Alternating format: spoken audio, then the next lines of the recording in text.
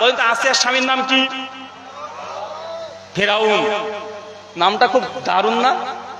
মানে নামের মধ্যে একটা গাম্ভীর্য ভাব আছে। ফেরাউন দারুণ নাম একটা।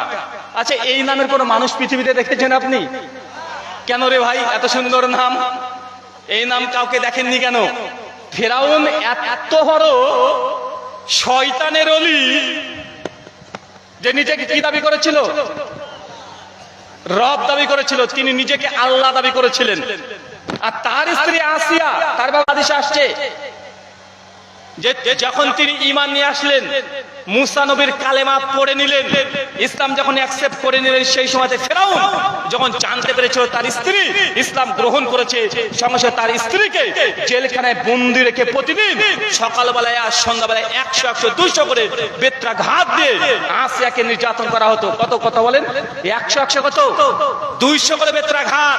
আর বিবি আসিয়া প্রতিদিন আল্লাহর কাছে দোয়া করতেন, আল্লাহ এই দুনিয়াতে ফেরাউনের রাজপ্রাসাদের দরকার নেই, তার এই অট্টালিকার আমার কোনো প্রয়োজন নেই।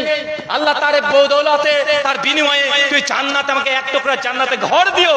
আর পবিত্র কোরআন 1500 বছর আগে এসে তার এই দোয়াকে আল্লাহ সেদিন কবুল করেছেন। সূরা তাহরিমের 11 নম্বর আয়াতে আল্লাহ জানিয়ে দিয়েছেন যে আসিয়াকে জান্নাতে আগে থেকে ঘর দেওয়া হয়েছে।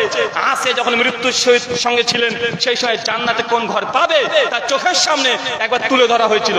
কত বড় সৌভাগ্যবান দেখেছেন যে জান্নাতে যাওয়ার আগেই, মৃত্যুর আগেই জান্নাতে কোন ঘর পাবে এটাকে দেখানো হয়েছে। বলেন তো আসিয়া ঈমান নিয়ে এসেছে। সবচেয়ে বড় কথা আমাদের মায়েদেরকে আসিয়ার কাছে শিখতে হবে আলাইহিস সালাতু ওয়াস সালাম।